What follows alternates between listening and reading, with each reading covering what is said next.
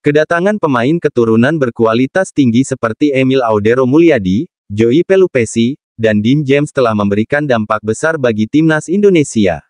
Ketiganya baru saja menyelesaikan proses naturalisasi di KBRI Roma, dan kehadiran mereka membuat market value timnas Indonesia melonjak hingga 36,8 juta euro (683 miliar rupiah). Hal ini menjadikan skuad Garuda sebagai salah satu tim dengan nilai pasar tertinggi di Asia Tenggara. Dengan nilai pasar yang terus meningkat, timnas Indonesia kini hampir menyamai timnas Australia yang memiliki market value sekitar 39 juta euro. Bahkan, beberapa pemain Garuda Nusantara memiliki nilai pasar yang lebih tinggi dari pemain Socherus. Salah satunya adalah Miss Hilgers yang menjadi pemain termahal timnas Indonesia dengan market value mencapai 9 juta euro, mengungguli bek utama Australia, Harry Souttar, yang hanya dihargai 8 juta euro. Sementara itu, Cameron Burgess yang bermain untuk Ipswich Town hanya bernilai 2,5 juta euro, jauh di bawah Hilgers. Di sisi lain, timnas Arab Saudi masih memiliki market value yang lebih tinggi dibandingkan Indonesia.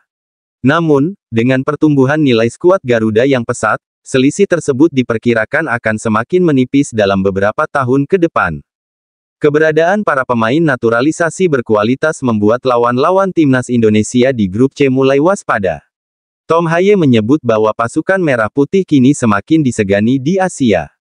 Saat ini semua orang di Asia tahu bahwa mereka tidak bisa meremehkan Indonesia, ujar Haye. Media Vietnam pun ikut menyoroti daftar 27 pemain timnas Indonesia yang dipanggil Patrick Kluivert. Ini adalah skuad terkuat yang pernah dimiliki Indonesia, banyak bintang naturalisasi yang bermain di Eropa telah dipanggil, tulis Soha. Pemain Australia seperti Thomas Deng yang merupakan rekan setim Sandy Walsh mengaku resah menghadapi Indonesia. Saya banyak berbicara dengan rekan setim saya dari Australia tentang pertandingan tersebut, dan ya, mereka agak khawatir karena tahu bahwa kami adalah tim yang tangguh, ungkap Sandy Walsh. Pelatih Australia, Tony Popovich, bahkan mengaku harus mengubah strategi untuk menghadapi Indonesia. Kami harus siap menghadapi cara bermain timnas Indonesia, baik dalam build-up serangan maupun pertahanan, ujarnya.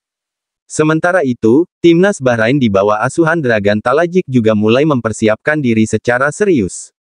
Pelatih asal Kroasia tersebut meningkatkan intensitas latihan fisik dan ketahanan para pemainnya demi mengantisipasi duel melawan Indonesia. Di sisi lain, timnas China justru meremehkan kekuatan Indonesia. Pelatih Branko Ivankovic optimistis timnya bisa mengalahkan Indonesia dalam 2 pertemuan di kualifikasi Piala Dunia 2026.